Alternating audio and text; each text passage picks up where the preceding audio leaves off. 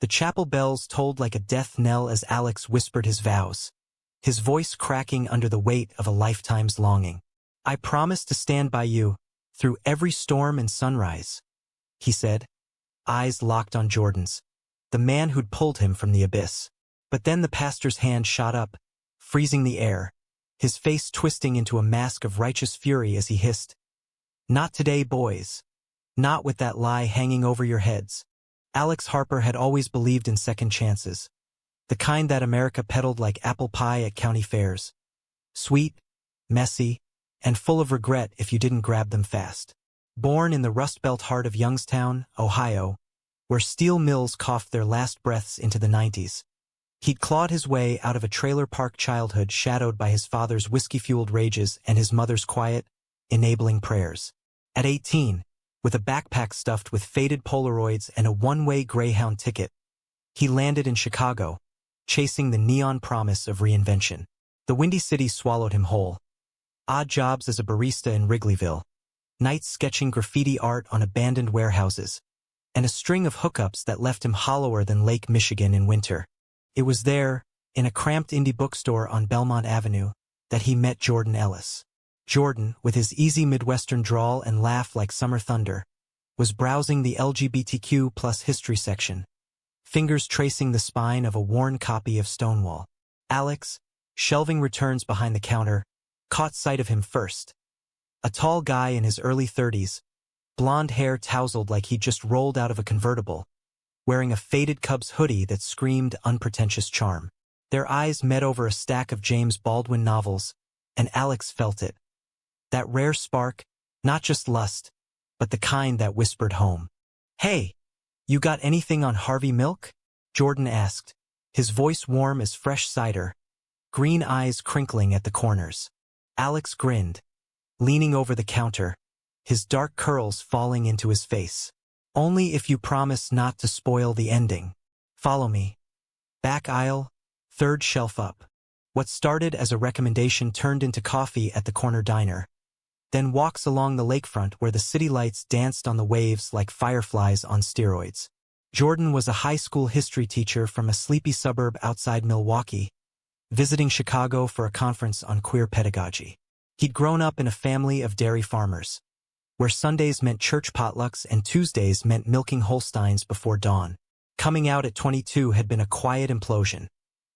His parents' stunned silence at the kitchen table, his younger sister's fierce hug in the barn loft, and a slow thaw over years of awkward Thanksgivings. Jordan carried that grace like a shield, forgiving but never forgetting. They fell hard and fast, the way only city strangers can. Picnics in Millennium Park with skyline selfies, stolen kisses in the Art Institute's Impressionist wing, and late-night talks on Alex's fire escape about dreams deferred. Alex confessed his art ambitions, pulling out sketchbooks filled with raw portraits of drag queens and activists he'd met at Boys Town bars.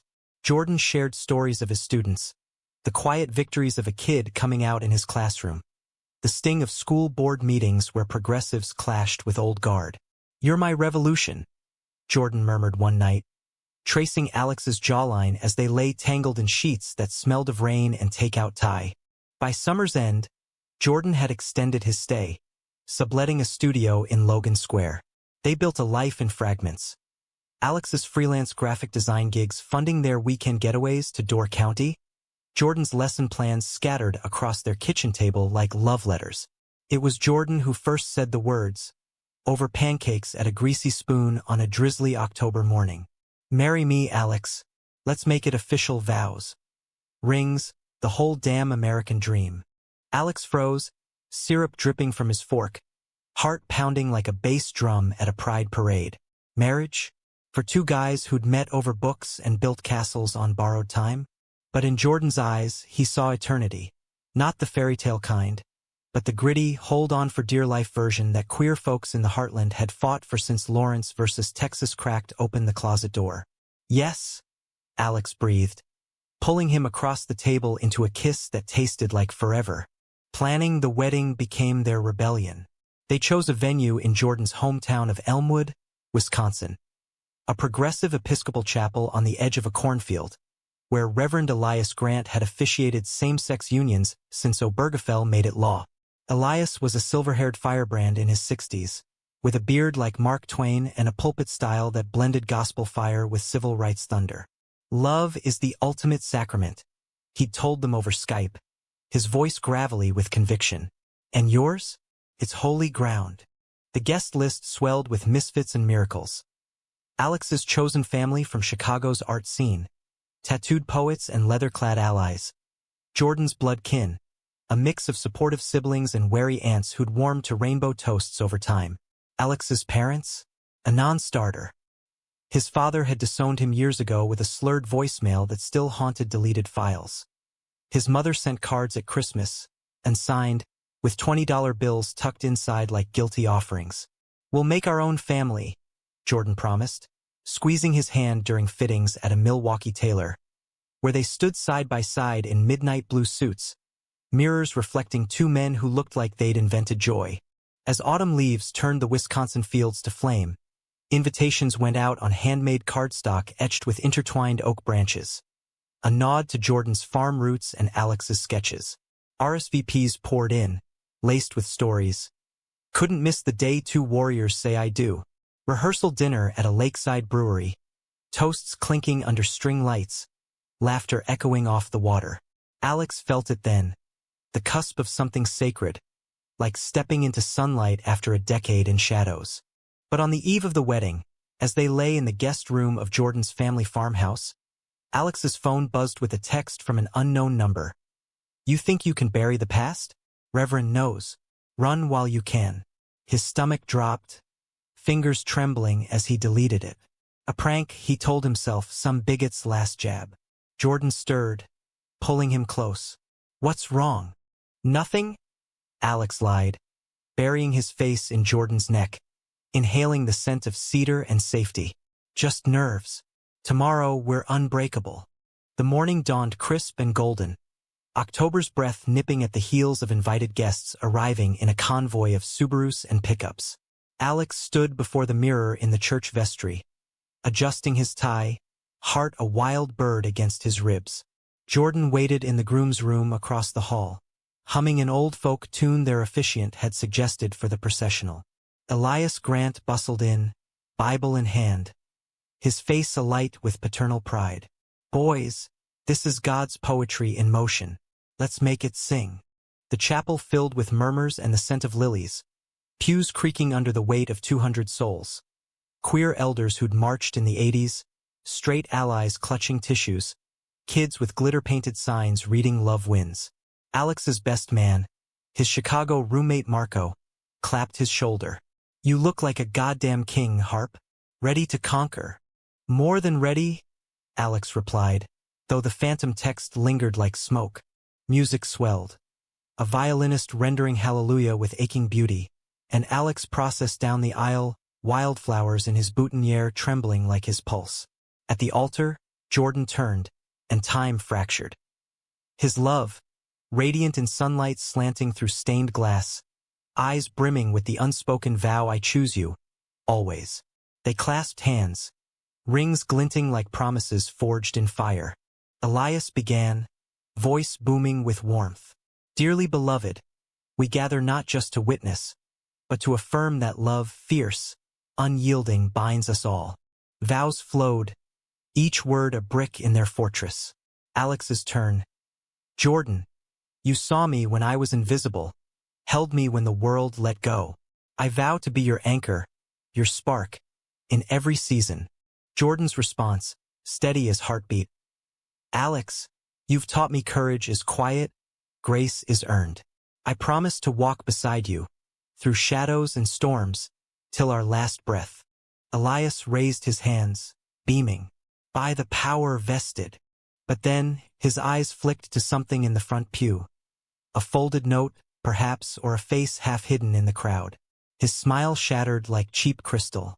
The hand shot up, palm out, halting the sanctuary's breath. Gasps rippled like wind through wheat. "Stop," Elias commanded, voice low thunder. "Not like this.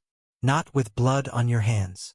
Jordan's grip tightened, confusion etching his brow. "Reverend?" What? Alex's world tilted, the chapel spinning into vertigo. The pastor's gaze bored into him, accusatory, ancient as original sin. Alexander Harper, Elias said, each syllable a blade. You bring a ghost to this altar. A sin you can't confess, a life you stole. Speak now, or this union dies unborn. The congregation stirred, whispers igniting like dry tinder. Alex's throat closed, memories flooding unbidden. A rainy night in Chicago, a bar fight gone wrong, a body crumpling in the alley. Self-defense, the cops had ruled, no charges, but the scar ran deeper than flesh. How did he know? Jordan turned, eyes searching, pleading. Alex? What's he talking about? In that suspended heartbeat, Alex saw it all unravel. Their future, fragile as rice paper, tearing under the weight of buried truth. The chapel hung in stunned silence, the violinist's bow frozen mid-air, notes dying like embers. Alex's knees buckled, but Jordan's hold kept him upright, a lifeline in the storm. Reverend Elias stood unyielding, his face a storm cloud over the proceedings, the Bible clutched like a gavel. In the pews, faces blurred into a mosaic of shock. Jordan's sister Lila, hand over mouth. Marco, fists clenched as if ready to charge the altar. Jordan's parents, pale ghosts in the second row, exchanging glances that screamed, "What have we led into our family?" "Reverend Grant," Jordan said, his teacher's poise cracking, voice edged with desperation. "This is our day. Whatever it is, we can." "No," Elias cut in, eyes never leaving Alex. "Deception poisons the well. I received a letter this morning from an old friend in Chicago PD. It detailed a brawl 3 years back. A man dead in an alley off Halstead. Witnesses saw you flee, Mr. Harper. Cleared, they say, but blood cries out. How can I bind you in holy matrimony with that shadow between you?" The words landed like fists, each one bruising deeper. Alex's mind reeled back to that night, the catalyst of his unraveling.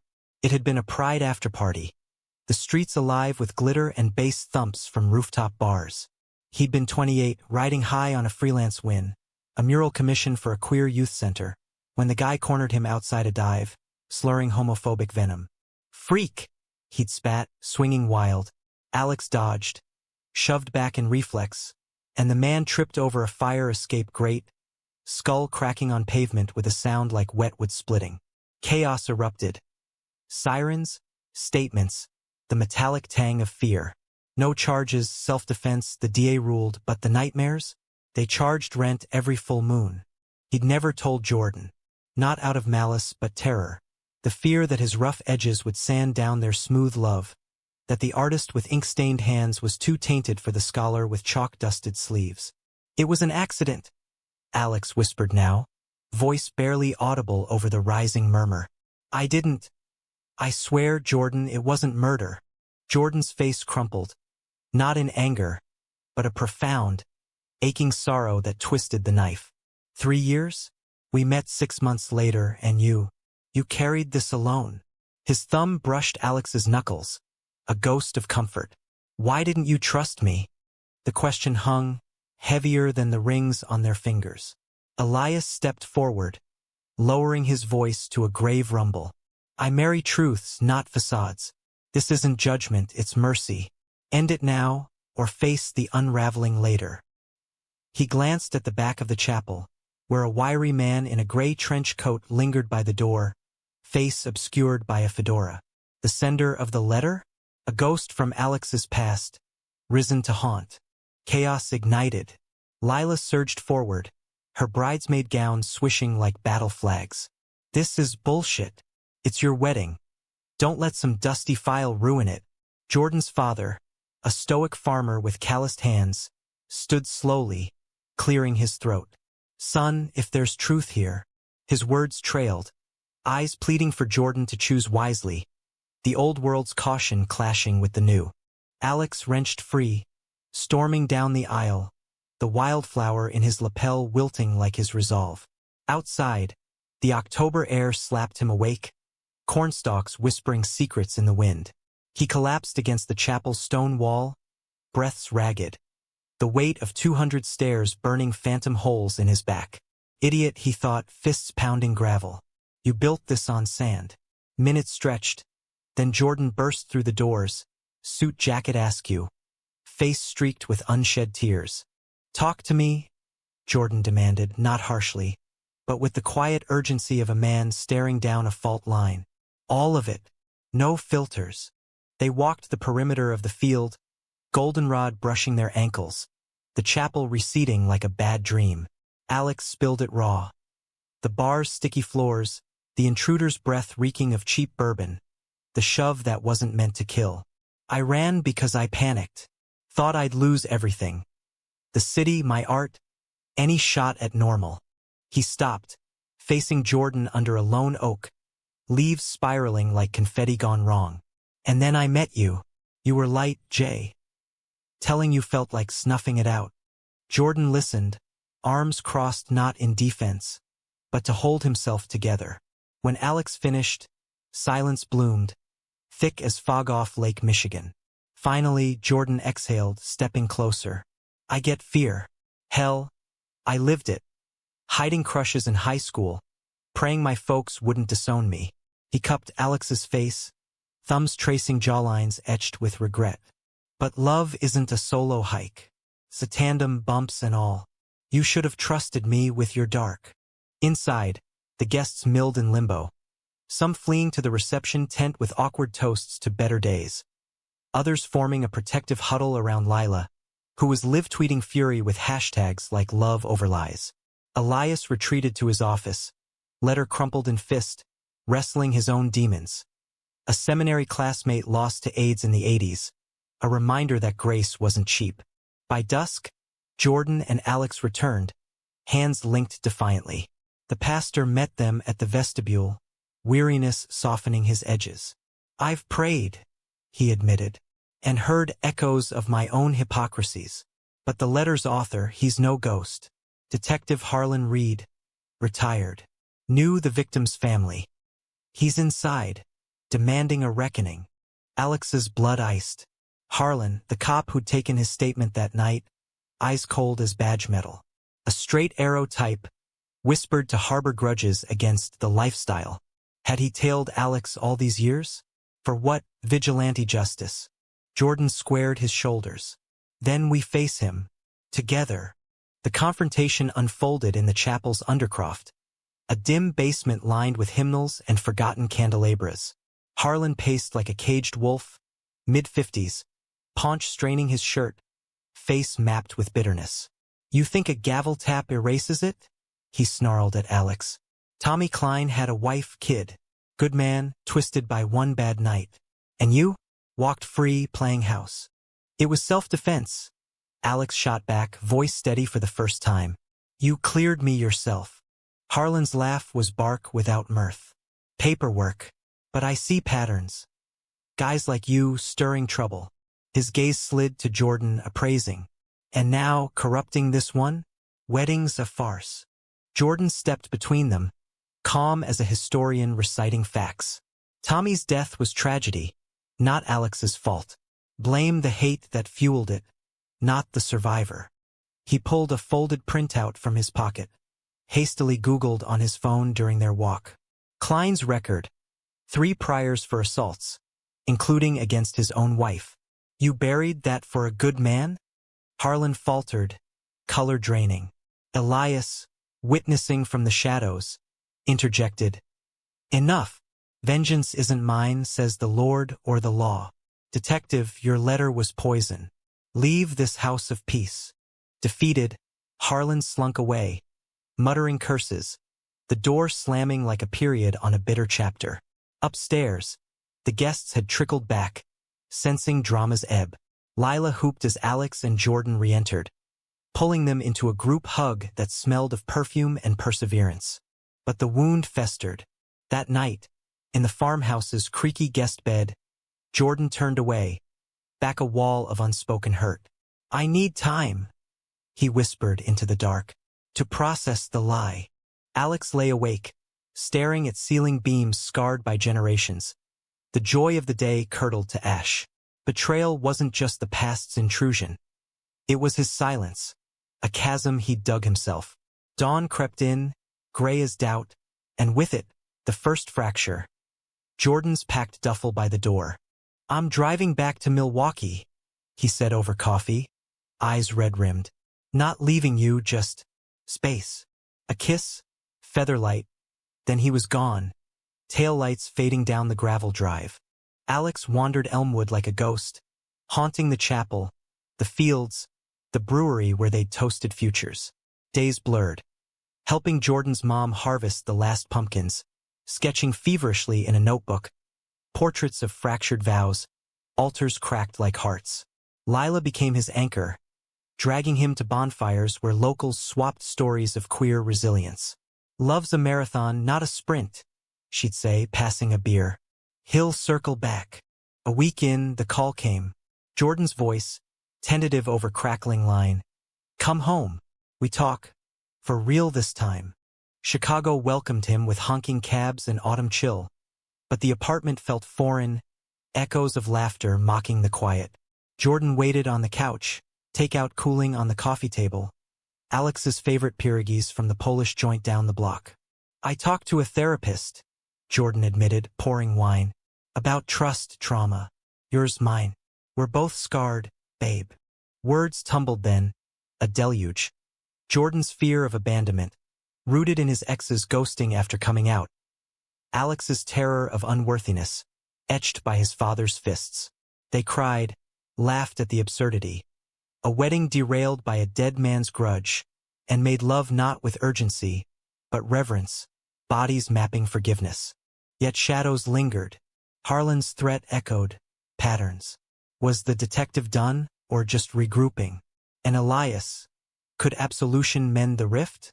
Winter loomed, snow dusting the lake like forgotten confetti. As they rebuilt, couples counseling in a loop high-rise, date nights at improv shows where laughter stitched wounds. Jordan proposed again, informally, over hot cocoa at the Christ Kindle Market. "No rush, but when you're ready, I'm all in, ghosts and all." Alex nodded, heart swelling. Soon, spring thawed Wisconsin's grip, but not the chill in Alex's veins. By March, rumors slithered through Elmwood like thaw water under ice. Harlan Reed, emboldened by online echo chambers, had rallied a splinter group, self-styled family values folks, picketing the chapel with signs decrying blood weddings. Elias fielded hate mail, his sermons turning fiercer, laced with psalms on mercy's blade. "They fear what they can't control," he told Alex over tea in the rectory, hands trembling around his mug. "Like I almost did." Their reconciliation had been tentative, a bridge of emails and porch visits. Elias confessed his own skeletons.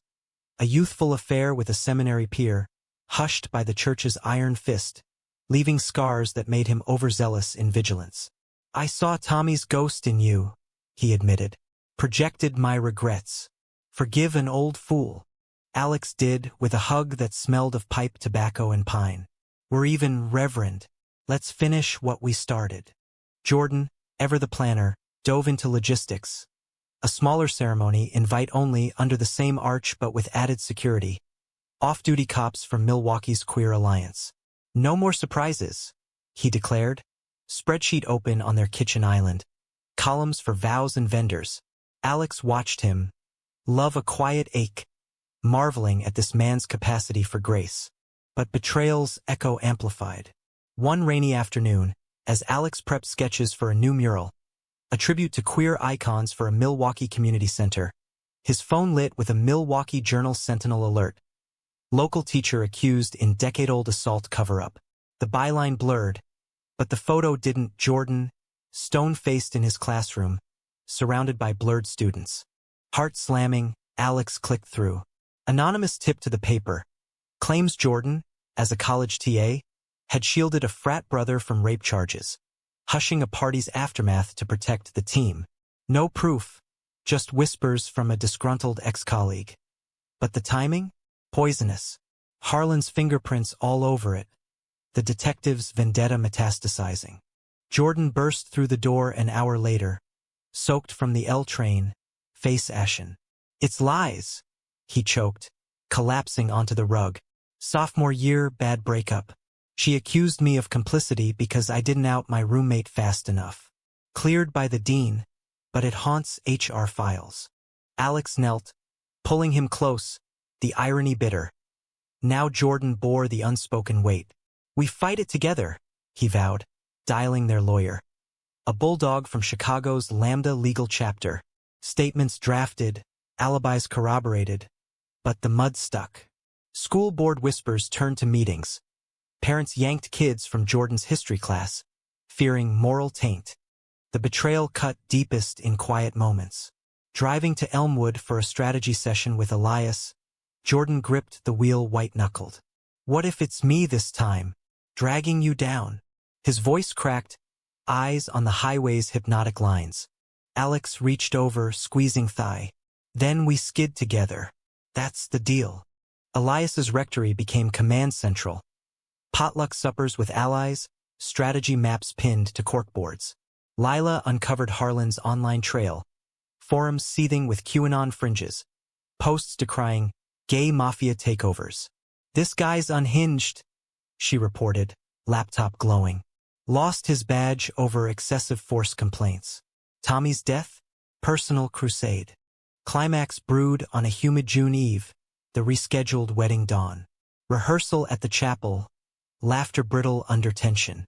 As guests mingled, fewer now, winnowed by scandal, Harlan appeared at the periphery, lurking by the parking lot, bullhorn in hand like a modern Jeremiah. Repent, sinners. No blessing on abominations. Security, 2 burly ex-cops in plain polos, escorted him off, but not before he hurled a flyer barrage. Photocopied dossiers on Alex and Jordan, yellowed news clips twisted into narrative of vice. One fluttered to Alex's feet.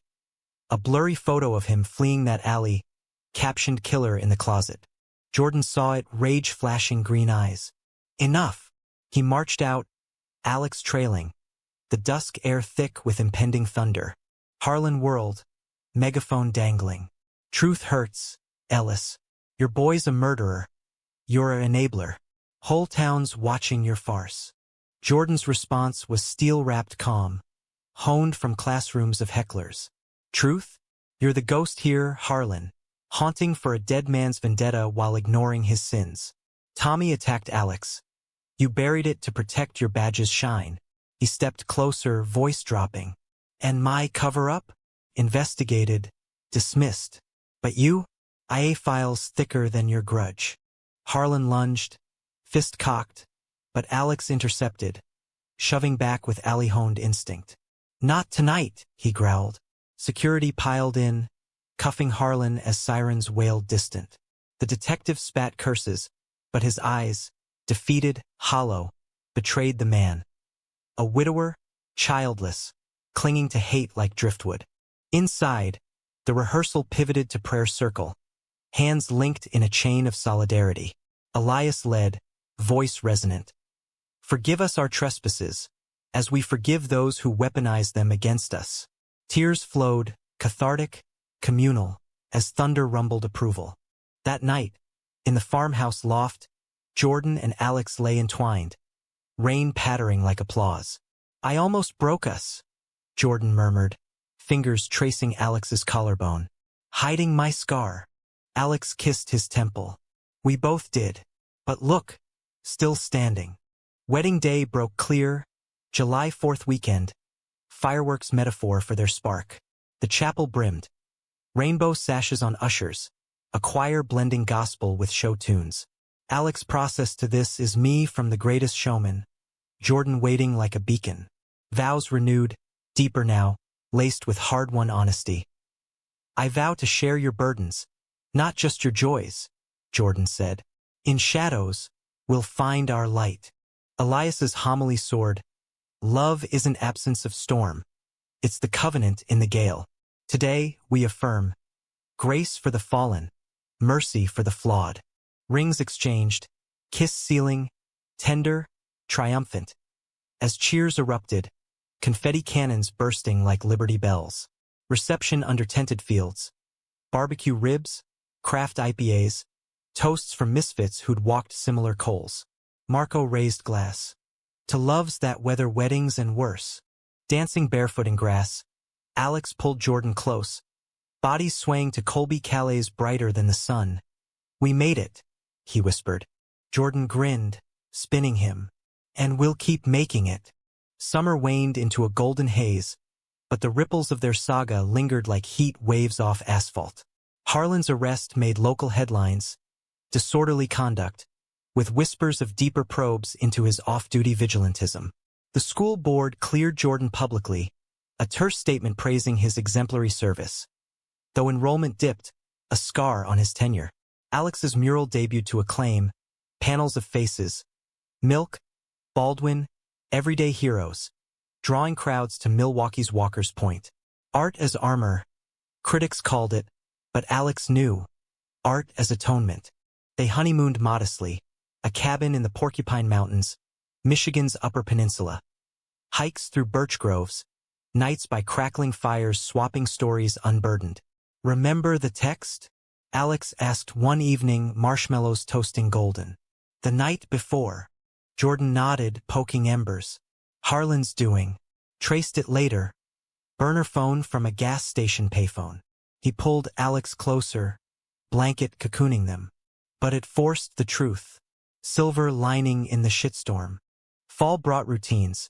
Jordan back to chalkboards, weaving their story into lessons on civil rights, anonymized but potent.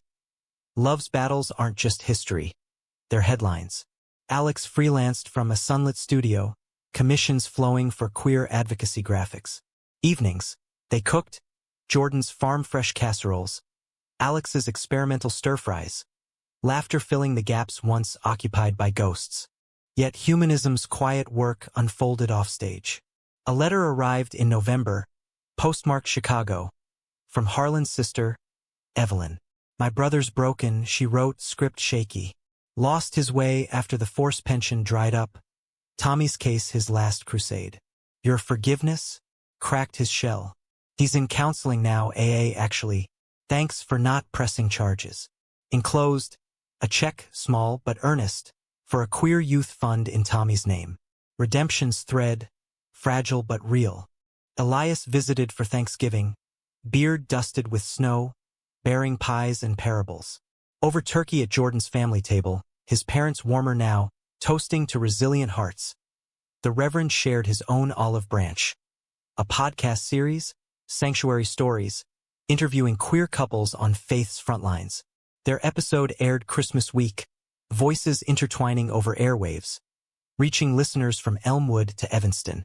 You too, Elias said, clinking cider. You're my miracle. Winter deepened, snow blanketing Chicago like absolution.